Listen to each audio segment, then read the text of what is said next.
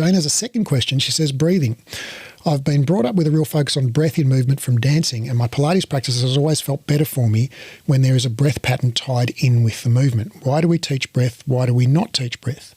Does it have benefits from a movement or contraction point of view, or more of a mindfulness / decreasing anxiety side of things, which may be why it's always been useful for me? Is intra-abdominal pressure something we should be mindful of when teaching clients? Well, there's a lot of questions there. Thanks so much, and hope you're doing well with this crazy, exhausting time we're having. Thanks, Jane.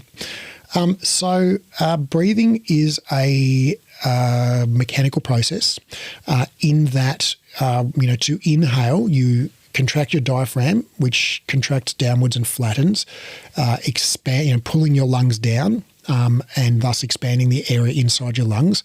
So now there's a bigger area inside your lungs, and the air inside your lungs is spaced out over a bigger area, so there's less pressure inside your lungs. So now there's less pressure inside your lungs than there is in the atmosphere. So then the air from the atmosphere sort of goes from the high pressure to low pressure and pushes into your lungs. So basically when you contract your diaphragm, your lungs expand.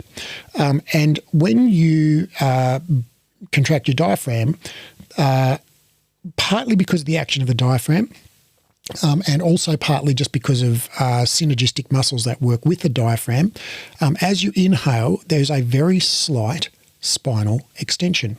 So if you just sit quietly now and breathe and just take an inhale and exhale,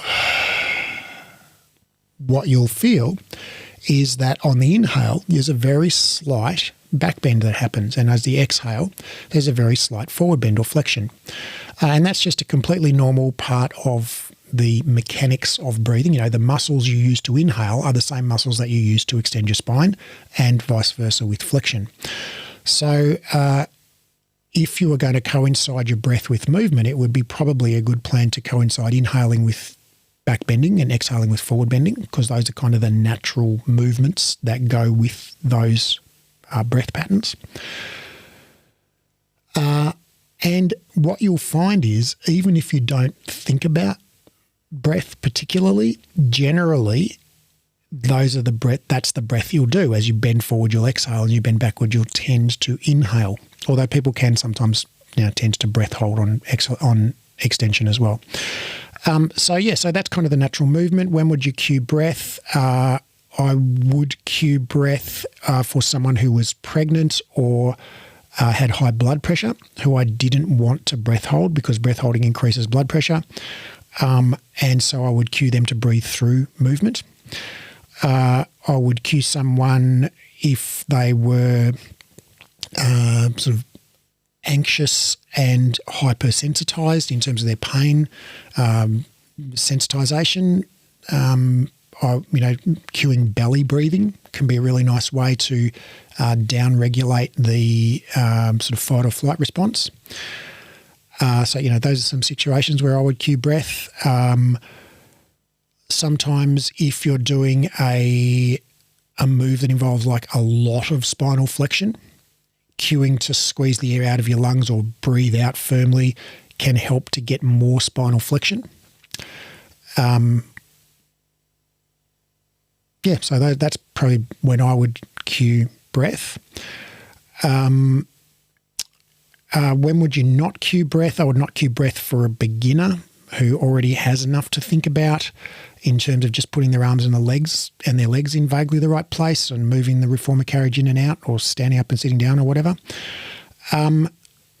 So that's when I would cue breath. And is intra-abdominal pressure something we should be mindful of when teaching clients? So basically, intra-abdominal pressure is the pressure inside your abdominal cavity. And when you inhale and then exhale against a closed glottis like this, which we all do kind of naturally when we go to lift up something heavy. It's also what you do when you strain to go to the toilet. And what that does is pressurizes your abdominal cavity, and that makes your spine stiffer. So that's why we all do it when we go to lift up something heavy or, do a big exertion. It's kind of instinctive, and that's normal, and you don't need to cue people to do that. They just automatically do it. Is intra-abdominal pressure we should be mindful of? No, not really. Again, unless they have hypertension, high blood pressure, or are pregnant, in which case they shouldn't breath hold.